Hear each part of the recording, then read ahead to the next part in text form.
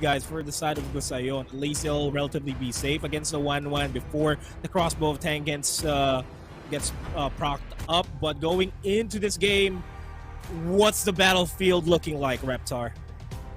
Well, this Gata pick is definitely the X factor for GUSAYON. Putting the Saber pick to the side first.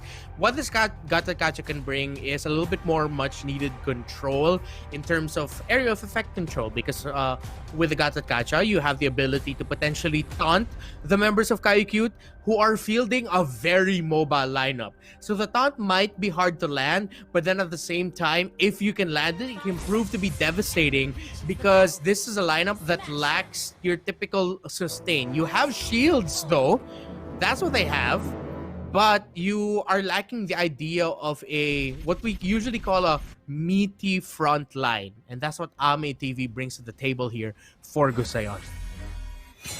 We'll see if how meaty Ame is going to be in this entire team fight.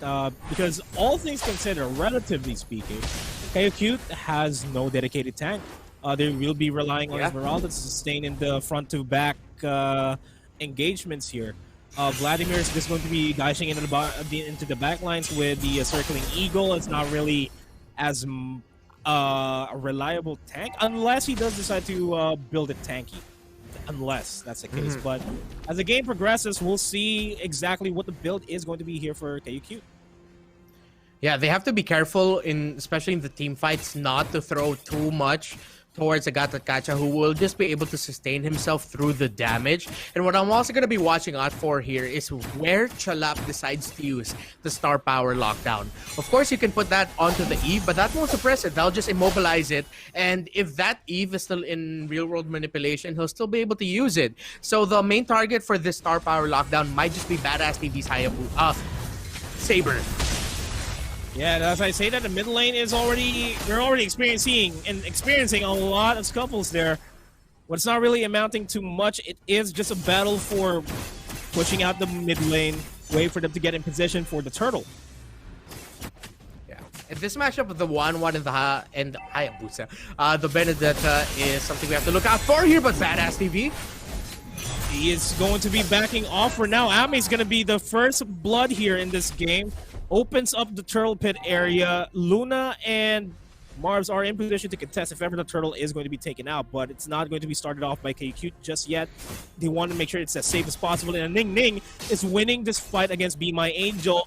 They are going to be reaching level 4. Be My Angel has a crossbow tank, just needs to proc it up, and can go for this one-on-one duel. Nobody's responding there.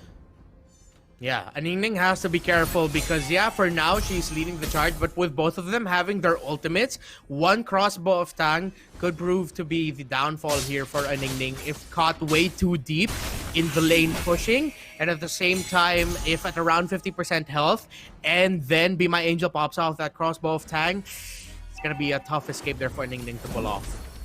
And Marbs is going to be focused down. Ame will be there to assist him out. But Marbs with the real-world manipulation takes down Chalap. Already a mage down. No lockdowns available for KAYUQT for now. Vladimir still has to reach level 4 before he can set up a fight for his team. Aaron QC now with the warrior boots gets stopped by Badass TV. The Hayabusa though, Ayagodzi takes down Marbs. And Aaron Cutie is going to be forced down to low HP, not going to be rejoining on Afraid just now. Does have the Circling Eagle available, does not have the Circling Eagle available, sorry about that, as they will just try to keep it as safe as possible. Chalap's going to be waiting on the bottom brush, waiting for an opportunity to throw the ultimate, get the stun out, but nobody obliges him of anything, and Hayagodzi is going to be starting out this turtle. Not going to be fully committing it just yet, though, as the Matilda is way too far. Now, the corrosion site has been picked up here by Be My Angel. So that's one item down. Just get another one locked in, and you should be good to go to roam around the map or continue the split push if you see that Ning Ning has gone to join GUSAYON for the team fights. Hayagodzi trying to steal away this purple buff from GUSAYON, but it might just initiate a fight. And he does dive in, but nobody is inside the zone to get knocked up. Now Badass TV and Luna will take down Chalap in the process in the mid lane. Good rotation from them. Triple sweep initiated by Badass TV. and just finished off by Luna with the Jungle X-Borg Last Insanity. Now with the War Axe getting picked up here for KAYUQT, it should be a little bit better for KAYUQT in terms of the longer engaged team fights. Once he gets to build up a little bit more War Axe stacks, he'll get a little bit more physical and armor penetration, a little bit more damage and attack speed as well as the fight goes on. So it's good news for KAYUQT that they have that, because team fights against GUSAYON are not going to be quick. These are going to be long team fights if KAYUQT can avoid damage. But Badass TV gets picked off in the bottom lane. And that's also a trade onto Vladimir. KAYUQT in the back line, so will not be popping the shadow kill just yet. Falling Star Moon by Aaron Cutie to take down, to try to potentially take down Aaron Luna there, but thought onto Ame. Takes down KAYUQT. Now Ame and Luna, they're low on HP. Aaron Cutie and Chalap are going to be rejoining the fray. Chalap does have the ult, will throw it out. Not connecting on anybody. He's going to be paying the price with the fire missiles being thrown out. He's low on HP. Luna's just going to be is going to be deterring them from pushing any further, and Badass CB is going to be joining in on the bottom lane to force the disengage. Now we got to see the effect of having the taunt available for that KAYUQT, the Unbreakable, really just stopping the escape there of KAYUQT, and quick fingers there and quick thinking by Ame TV to drop the avatar of Guardian as he was escaping. Yeah, it's the avatar of Guardian really did help him out, but will it help out this potential fight that's happening for the turtle here? Ame TV going in, punches the ground, will not catch Chalap, and it's still anybody's game here, relatively speaking. Only 1,000 gold lead 6 minutes into the game. Right now, GUSAYON though have good control there over that top lane. Be My Angel might think about rotating more, joining the fight, so KAYUQT will look for the turnaround there.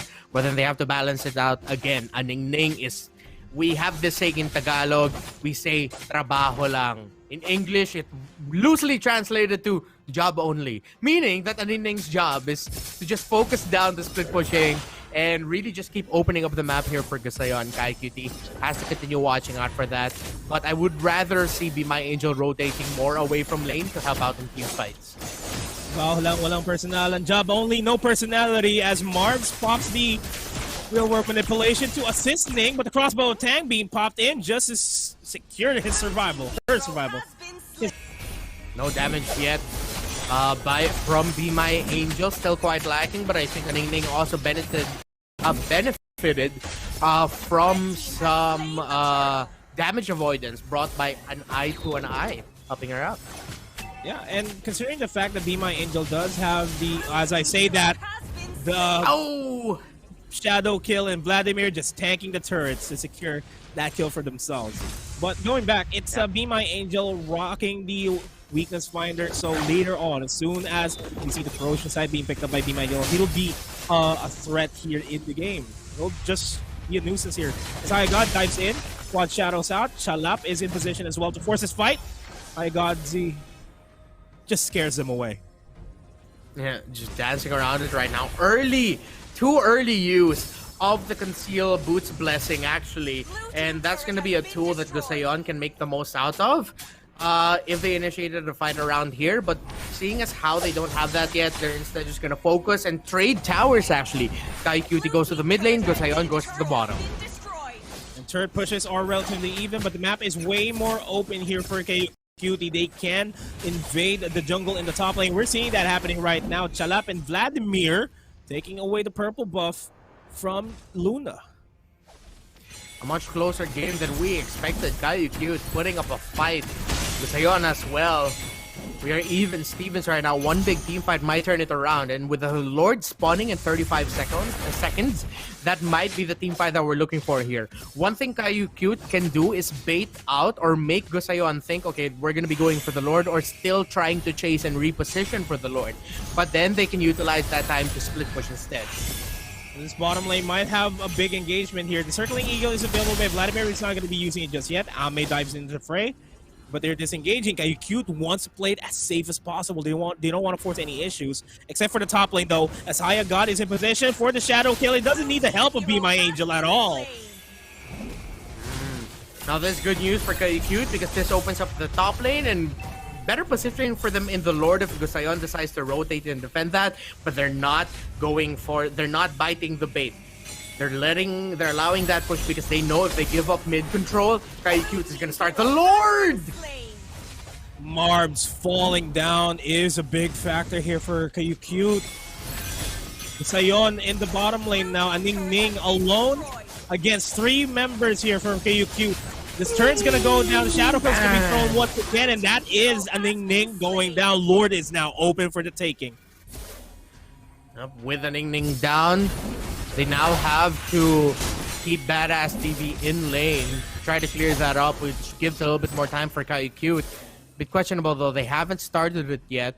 More time for GUSAYON to recover. And look at the lane or the wave states right now. The only thing they really have to worry about is that bottom lane. They can allow a little bit more time to push out for the top lane instead. KAYUQT, again, still a lot of time or opportunities initially to go for the Lord already, but not taking it yet. Could come back to bite them. And Vladimir also picked up the immortality just in time. So if he decides to go for a circling eagle in the back lines and open up GUSAYON for his team, he can just do so without any problems. It's all down to Vladimir to set the team fight to take down GUSAYON. And they're waiting patiently. Exactly. Yeah. And I love how Vladimir actually went for the focusing mark here. That's how KAYUQT has been able to get pickoffs because they rotate together, and with the focusing mark giving a little bit more damage, the shadow kill onto one just hurts a lot more. So, well, speaking of shadow kill, KAYUQT is in the top lane, just waiting for a random straggler. May just be a Ning to be popped off here by KAYUQT. Making his presence known. He's just waiting for him to push forward. Quad Shadow is going to be thrown out. Decent amount of damage to clear the wave as the Lord is going to get started off. So they have 2 problems to take care of. Is it the Lord or is it the top lane being pushed out by KAYUQT? And they are focusing on KAYUQT instead. Yep, they have to. They can't allow that Hayabusa to split push. And seeing as how the Hayabusa was alone, GUSAYON not holding back, knowing that KAYUQT's team were focusing on the Lord. They were like, okay, he has no more quad shadow, no way to escape. Yeah, let's take him down. Good call there by GUSAYON. And KAYUQT couldn't even go for the Lord. Now that since KAYUQT is down, this opens it up for GUSAYON. What a play, what a turnaround so far. Beautiful decision making from themselves. The Lord's already low on HP. Nobody with Retribution is in position to steal the Lord away from GUSAYON. So that's a free Lord.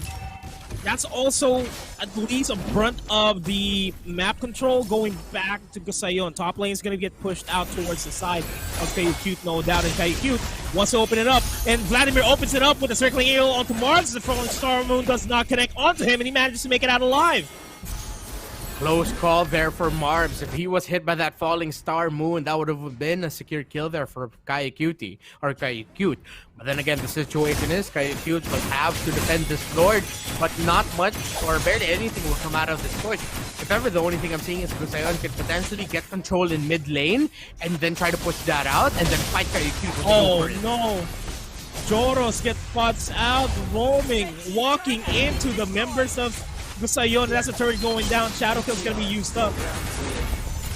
And it's not amounting to anything. The real world manipulation is gonna be thrown down to zone out KAYUQT and Vladimir. And GUSAYON, they're poised to just regain map control here this time.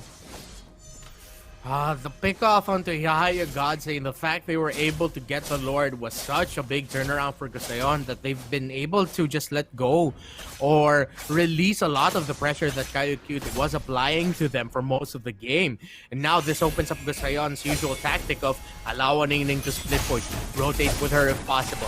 They have a good tandem in picking off a target together in Badass TV and Luna if they decide to roam together. Just land your triple sweep. That's going to be enough control, enough time, considering how KAYUQT doesn't have any purifies for the last insanity to burst them down.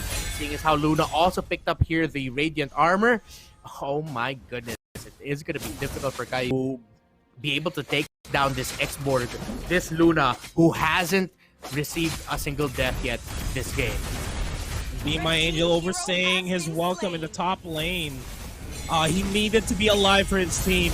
And now in the back line, Same TV will go for the taunt, potentially, onto Vladimir, but it's not going to happen. They take down Marbs in the process. Electro Blow being used up by a Ning Ning, and they're chasing. KAYUQT's chasing down the members of GUSAYON in the 1-for-2 trade. Wow. Now making a 1-for-3, making a 1-for-4. That's high a God C.